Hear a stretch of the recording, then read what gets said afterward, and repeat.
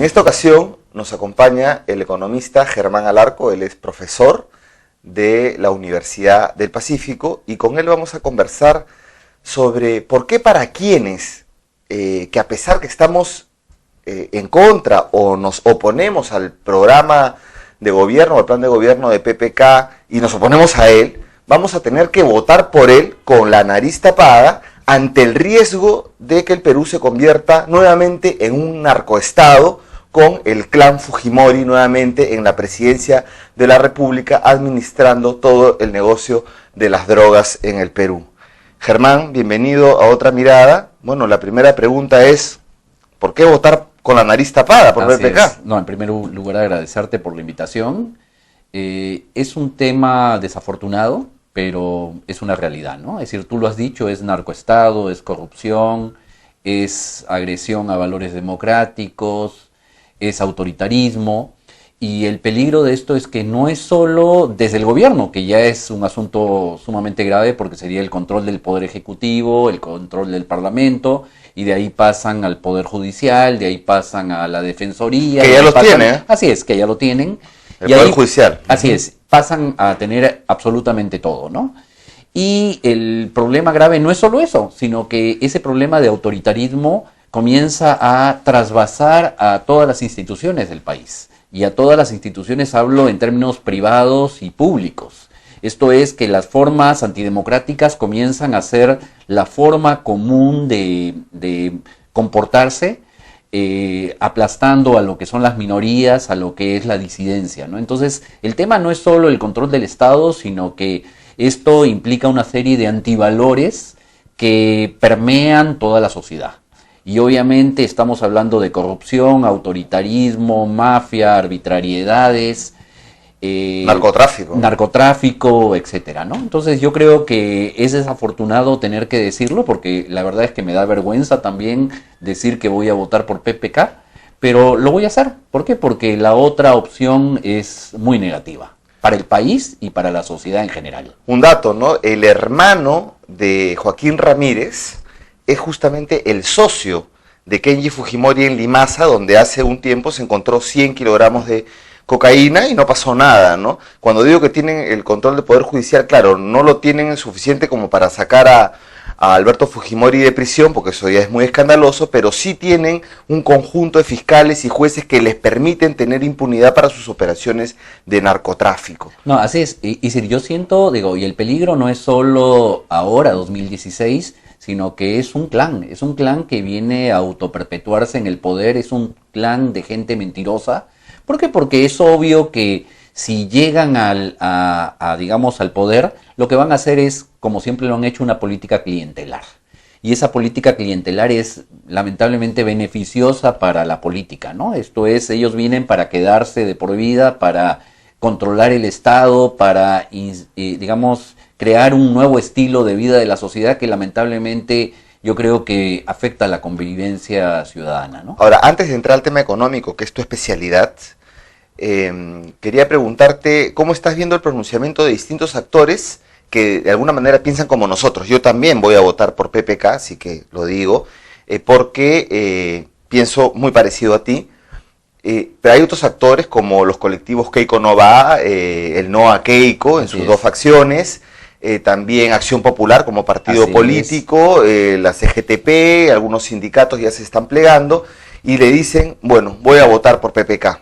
Prefiero ser oposición de PPK, prefiero arreglármelas con PPK que arreglármelas con la mafia. Así es. Y entonces, y en ese campo, el Frente Amplio, ¿por qué crees que se aguanta? ¿Por qué con este sí, pero no, sino todo lo contrario?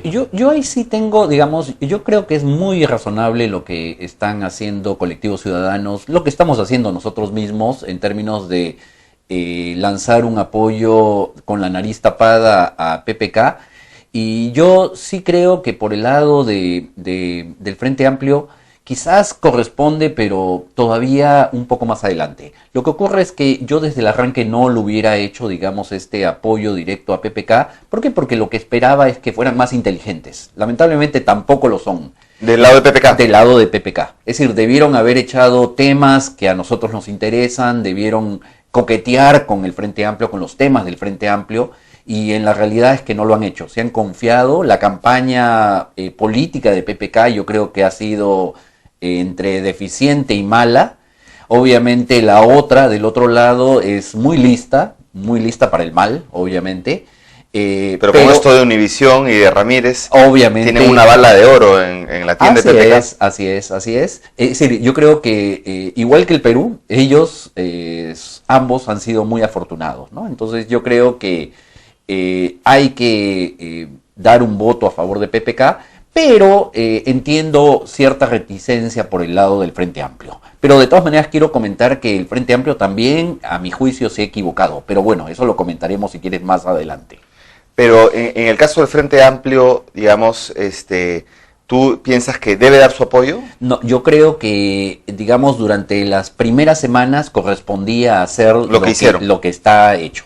Quizás en esta última y en la que venga y en la subsiguiente antes, ahí sí corresponde dar un giro. Pero inicialmente no se podía dar, a mi juicio, un apoyo abierto a PPK. Se hubiera visto mal y creo que afectaba la propia unidad del Frente Amplio y de todas las fuerzas progresistas del país. Pero ahora es el momento, ¿o no? Quizás ahora o la próxima semana todavía, ¿no? Es que el hecho lamentable es que PPK tampoco, es decir, ha dado señales recién con el tema de la CGTP, con el tema también de CTS y demás, ha dado alguna señal, ha hablado en términos del salario mínimo, en términos genéricos, pero en realidad los otros temas todavía no han sido tocados. Bueno, ¿no? entonces entremos al tema económico. Adelante. Se dice que PPK y Keiko Fujimori, o sea, la propuesta económica de Peruanos por el Cambio y la propuesta económica de Fuerza Popular son lo mismo. Y hablando económico, al margen de la mafia y todo eso, ¿tú crees que son lo mismo en términos económicos? No son lo mismo y podríamos revisar algunos temas. Ambos detestan el planeamiento estratégico. Esto es, nos van a dar un país basado en cortos plazos sucesivos. ¿Estos son lo mismo en eso? En eso son lo mismo. ¿Sí? Yeah. Son lo mismo también en el tema de la diversificación productiva. En el plan de Fuerza Popular aparece una referencia marginal relativa a que el plan de diversificación productiva debe alinearse, creo que dice así, con el Plan Nacional Exportador. Yeah. Y de ahí se acabó. Cuando uno revisa el plan de PPK, lo que va a observar es que la diversificación productiva no es la que entendemos, sino es la de invertir en infraestructura y la tramitología. Esto es, repite las mismas cosas que el gobierno actual. ¿Sí? Entonces, hay una serie de temas que son comunes. Obviamente, yo creo que el tema relativo a los trabajadores ha sido tocado con pinzas, pero ambos también son enemigos de los trabajadores, la verdad. Entonces, ¿en qué se diferencian? ¿Se diferencian en qué? En la política macroeconómica. La política macroeconómica sí es diferente. Por el lado de PPK, de lo que se está tratando es reducir impuestos. Y eso es una apuesta extremadamente peligrosa. Este gobierno ya incrementó el déficit público en 1 punto porcentual del PBI, lo va a incrementar más por sus reducciones de impuestos llevadas a cabo en diciembre del 2014. Y en cambio Keiko Fujimori es más silenciosa, no dice mucho, pero creo que ellas van por el lado de aumentar el gasto público. Y hablan de utilizar el Fondo de Estabilización Fiscal, y de lo que se trataría es hacer mucha política de gasto con el objetivo clientelar, ¿no? De aumentar adeptos y mantener sus bases. Entonces, por el lado macroeconómico, uno pretende reducir impuestos, y por el otro lado es mantener niveles de gastos o quizás aumentarlos. Pero a mí me da la impresión que en el programa de PPK hay una idea de ampliación de demanda, de, digamos, fomento a los agentes económicos. En cambio, del lado de PPK, del lado de Keiko Fujimori, sí hay básicamente un continuismo con populismo, ¿no? Así es, efectivamente por el lado de Keiko, pero el problema es que si uno revisa la información histórica, ningún caso de reducción de impuestos a nivel internacional ha generado aumento de la recaudación tributaria. ¿Tú crees que eso sea mentira, digamos, y que sea solamente una cosa de oferta electoral? Lo ha dicho. Yo creo que uno de los elementos que ha jugado en contra de la campaña de PPK en estas últimas semanas es los mensajes que ha dado Alfredo Torne. Yo creo que Alfredo Torne, por ejemplo, en el último debate técnico se lanzó contra Petroperú de manera indirecta. Por suerte los medios no lo han captado. digamos, ese sería un tema diferencial. Mientras que Fuerza Popular dice que apoya la seguridad energética, PPK dice que hay que bajar más los precios de los combustibles y en realidad es enemigo de Petroperú. Pero el fujimorismo retaseó Petroperú. Sí, esa es una cosa graciosa. Es que quizás sea simplemente una mentira más de los fujimoristas. Es decir, efectivamente en los años 90 le dio un golpe severo a Petroperú y a la seguridad energética, pero ahora está diciendo que es un tema relevante. Del lado de PPK dicen que no es un tema relevante, que lo que conviene es importar combustibles. Entonces, ahí hay diferencias. Al punto que iba era, Carlos, relativo a que una reducción de impuestos no lleva a la ampliación de la base tributaria. Si uno revisa la información de Estados Unidos, los países europeos que han reducido impuestos 2 décadas atrás, va a observar que no hay aumento de la presión tributaria. Y iba a este punto. Torne ha dicho claramente que se trata de reducir el tamaño del Estado. No se lo han destacado mucho, pero lo ha dicho.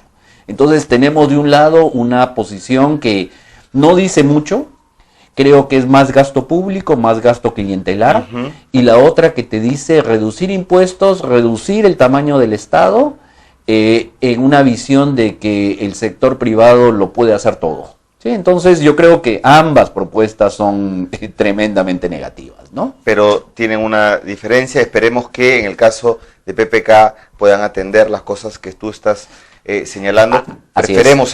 Preferimos ser oposición de PPK que de la mafia fujimorista. Así es, ¿no? Es decir, y obviamente el entorno sería un entorno más democrático, ¿sí? Se generarían espacios positivos para la izquierda para que pueda actuar.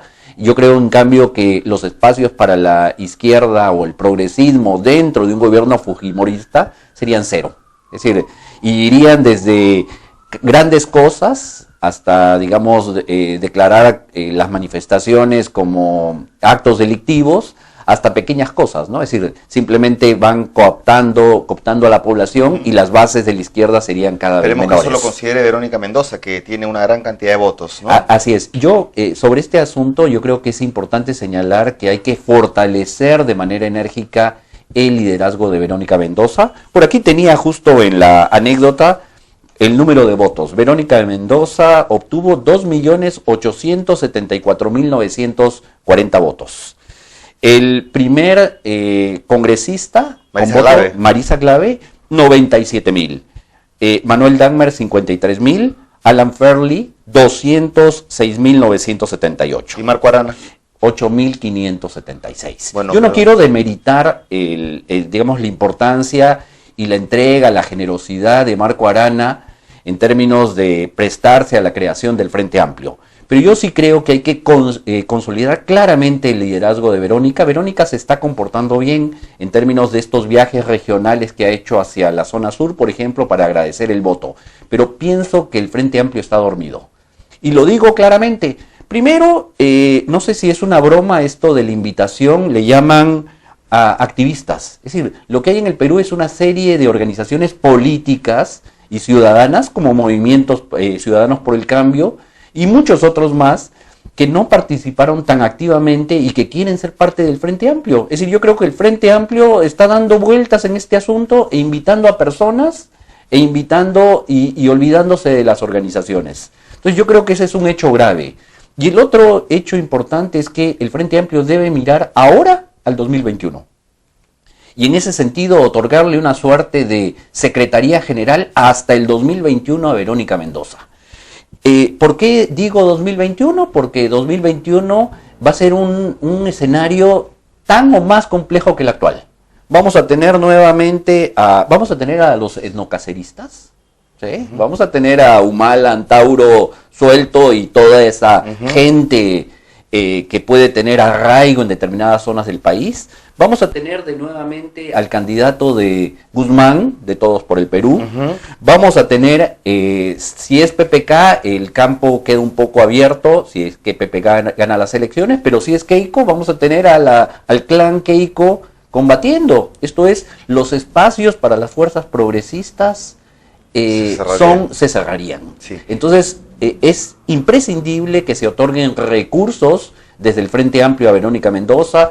es imprescindible que Verónica Mendoza asuma el liderazgo hasta el 2021 y que el Frente Amplio actúe de manera amplia. Yo no entiendo por qué organizaciones políticas como Ciudadanos por el Cambio no ingresa al Frente Amplio. Entonces, bueno, de esos temas conversaremos en otra ocasión, pero te agradecemos mucho. Al contrario, gracias a ti. Germán Alarco, y nos queda claro que hay que votar por PPK con la nariz tapada. Nosotros nos despedimos hasta otra ocasión y les recordamos poder revisar el portal de Otra Mirada, que aparece la dirección aquí, y ahí encontrarán esta entrevista y otras más. Muchas gracias. Muchas gracias.